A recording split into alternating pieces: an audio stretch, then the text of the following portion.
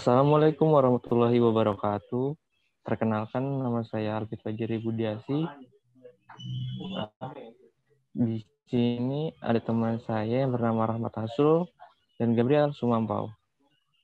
Nah, kali ini kami akan menjelaskan hasil diskusi kami tentang open loop dan closed loop system.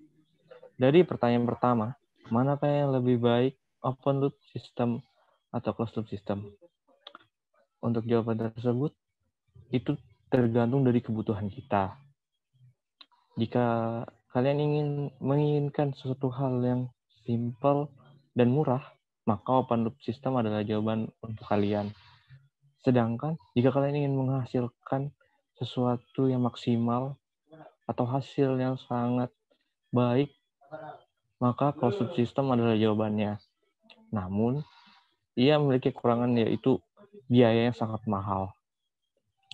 Kemudian, open loop system atau closed loop system.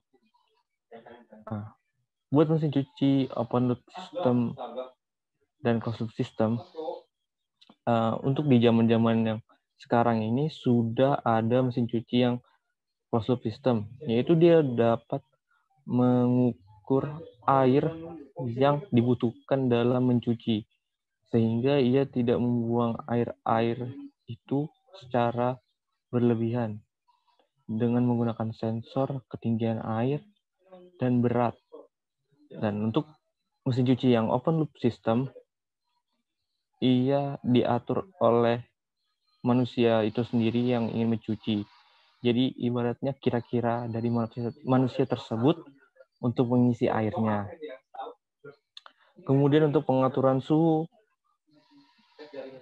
ruangan suhu, yang open loop system itu yang dikontrol manusia sepenuhnya. Seperti ia memencet nomornya itu 18 derajat, maka dia akan 18 derajat saja. Namun jika dia menginginkan yang lain, maka dia harus mengatur secara manual. Kemudian jika tidak ada orang di dalam ruangan tersebut, maka mesin pengatur ruangan tersebut tetap akan terus berjalan.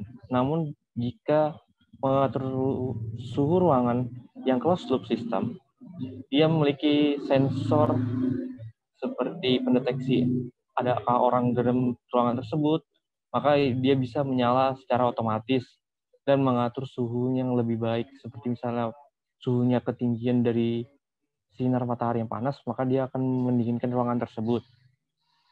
Dan itu saja yang dapat saya sampaikan. Silakan dapat dilanjutkan oleh Gabriel Sumampau tentang pertanyaan selanjutnya.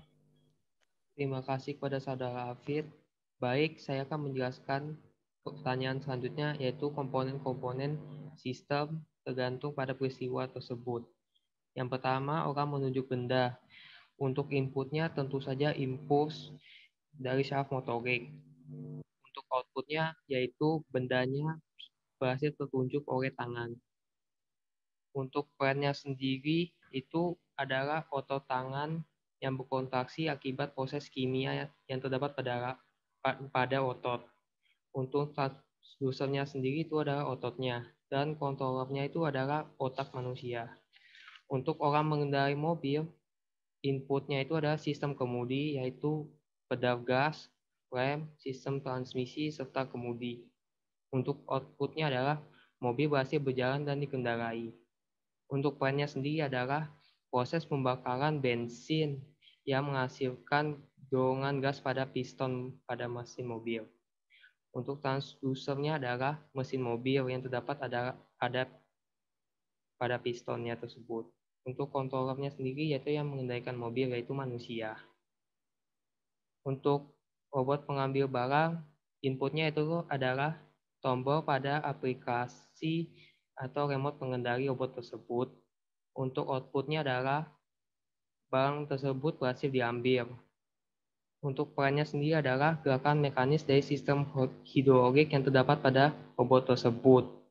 Untuk transdusernya adalah mikrokontroler yang mengatur tegangan untuk melakukan gerakan pada mekanik robot tersebut.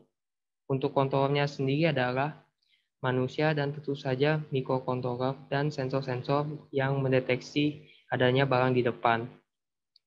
Untuk sistem pengaturan level air, inputnya tentu saja air. Outputnya adalah volume air yang diinginkan.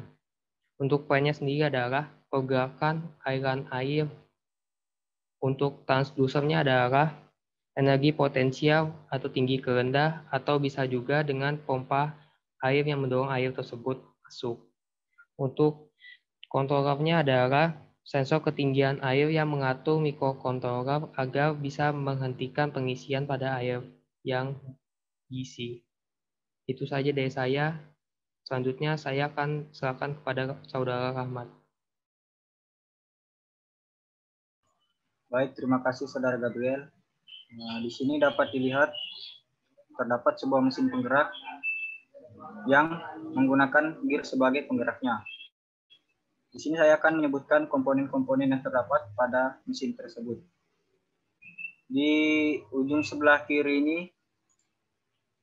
yaitu merupakan input yang dimana merupakan sebuah tegangan.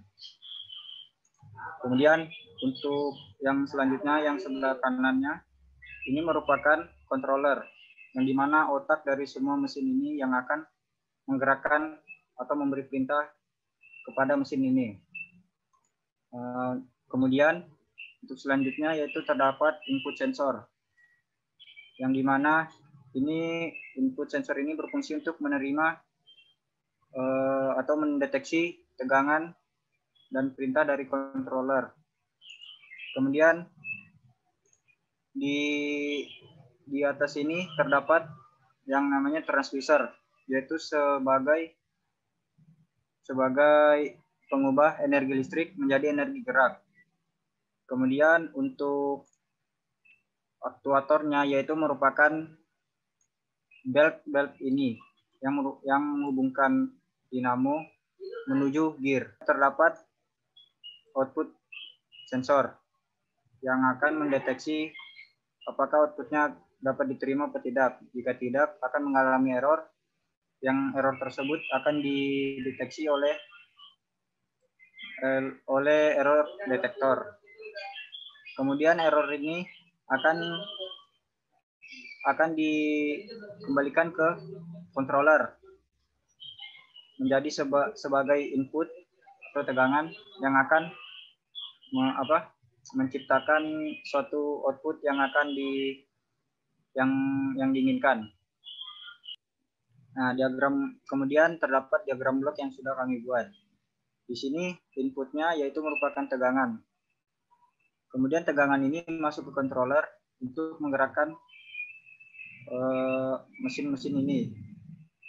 Kemudian tegangan tersebut masuk ke input sensor yang untuk mendeteksi input atau perintah dari controller untuk menggerakkan mesin. Kemudian terdapat aktuator, yaitu merupakan penghubung antara gear dan dinamo penggerak. Kemudian sebelum masuk ke proses terdapat disturbance atau gangguan-gangguan tegangan atau gangguan lainnya yang mungkin dapat terjadi.